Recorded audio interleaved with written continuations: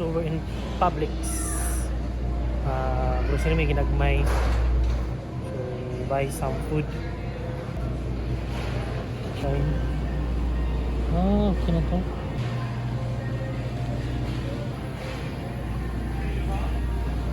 Say hi. Hi. Hello. Hi. Kita ng malaking tanglad. Hindi yan tanglad. Hindi yan tanglad. So, parang sa sibuyas dahon na, no? Na malaki. Leeks yan, leeks. Ito yung maliit. Ito yung malaki. Anak at saka papa. Papa niya.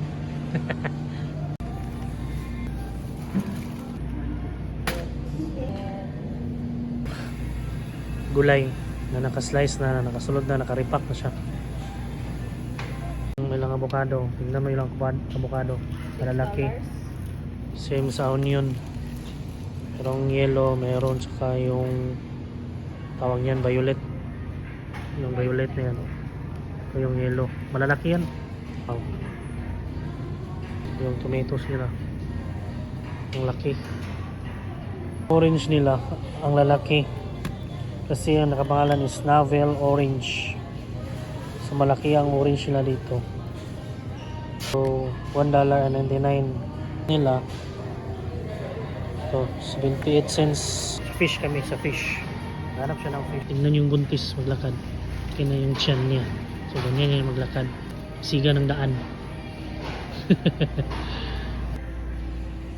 Ito na yung nabili namin. So hindi pa to, may idadagdag pa kaming isda tsaka ice cream. Kami sa meat area. Marami kang mapagpipilian. Same dito. Iba dito is nakapack na talaga siya. May designated price na yung every pack niya. Hindi same sa dyan sa Pilipinas na hindi ka makabili ng 1/2, 3/4, 1 kilo, 2 kilo. Dito walang slice. For slice na siya, nakapack na. Kunin mo na lang diretso kung anong gusto mo, kung ilan ang gusto mong pack. Oh, baka ng liver Seafoods area. Ay, yung isda, nakaslice na. Ito yung isda nila. $6.99. Doon may $11. Ito may $8. Yung shrimps, $6. Nila 16. Yun yung isda nila. Ito spotted rose snapper. Iba talaga sa Pilipinas kasi doon para isda. Dito selected lang.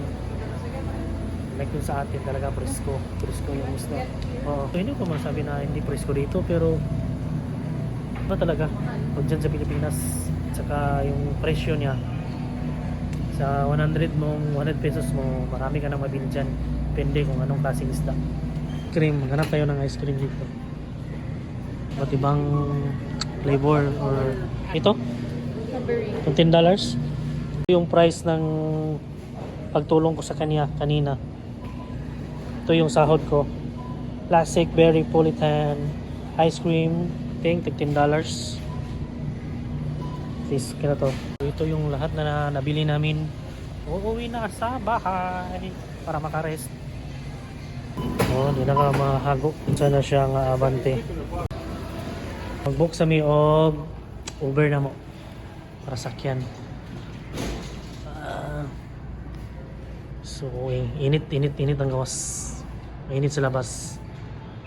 So nag-book ng asawa ko para Uber. Uber ang pangunahing transportation dito. At saka bus, ganong marami. So Uber talaga dito. So naggastos ka. Maganda dito kapag meron kang sasakyan, doon ka makakatipid. Marami kang mapupuntahan. Wala ka nang magagastos kundi magtubil ka na lang. Okay? Right.